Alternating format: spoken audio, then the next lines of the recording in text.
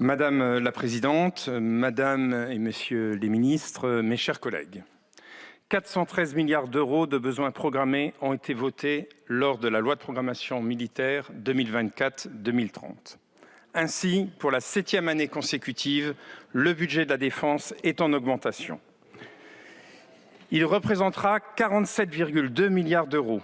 C'est 14,9 milliards de plus qu'en 2017 et 3,3 milliards de plus qu'en 2023. La volonté du président de la République, chef des armées, du ministre des Armées, Sébastien Lecornu, et du Parlement a favorisé cette remontée en puissance significative. Concrètement, l'impulsion donnée depuis 2017 a permis d'engager une modernisation capacitaire appréciée sur le terrain et a eu un impact positif pour nos militaires dans leur quotidien. Objectivement, le budget 2024 suit les objectifs de consolidation cohérents que nous nous sommes fixés lors des débats de la loi de programmation militaire.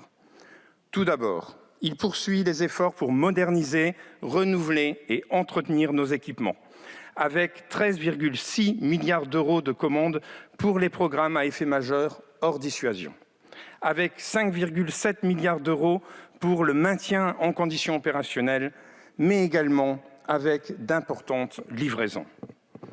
En plus de répondre à un besoin essentiel pour nos armées, cela permet de soutenir notre tissu économique local et d'ancrer progressivement notre industrie de défense dans une logique d'économie de guerre. Et mes chers collègues, n'oubliez pas que 1 euro investi dans la défense produit 2 euros de richesse économique à un horizon de 10 ans. Par ailleurs, ce budget garantit également d'autres investissements cruciaux pour notre autonomie stratégique. Dans notre dissuasion nucléaire, afin de rester crédible, mais également dans des domaines hautement stratégiques tels que le spatial, les fonds marins, le cyber, le renseignement, la sphère informationnelle et l'innovation. Ainsi, nous donnons à nos armées les capacités de renseignement, d'analyse et d'action dans les champs hybrides, matériels et immatériels. Enfin, il faut souligner que ce budget profitera aussi directement aux civils de la défense et aux militaires dans leur quotidien. Je pense ici aux moyens mis en œuvre pour parfaire l'équipement du combattant, pour amplifier sa préparation opérationnelle, pour améliorer la politique salariale de nos militaires, pour perfectionner les infrastructures et les conditions de travail, mais également pour renforcer le plan famille. Concernant la mission Anciens combattants, mémoire et lien avec la nation, force est de constater que notre attention envers le monde combattant ne faiblit pas. La nation sait ce qu'elle doit à ses combattants. C'est donc sans surprise qu'en 2024, les droits acquis par nos anciens combattants et les moyens en faveur de la politique de mémoire sont maintenus.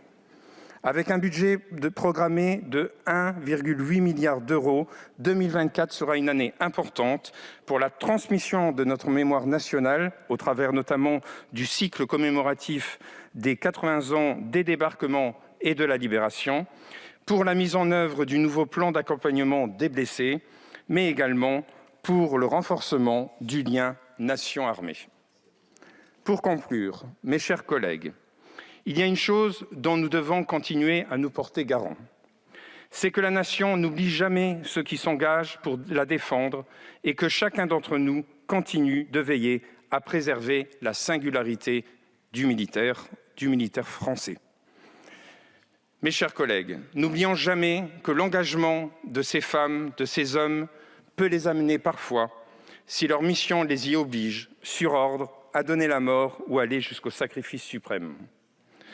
Pour toutes ces raisons, et en responsabilité, avec confiance, le groupe Renaissance votera en faveur de ces deux budgets. Je vous remercie. Merci, monsieur le député.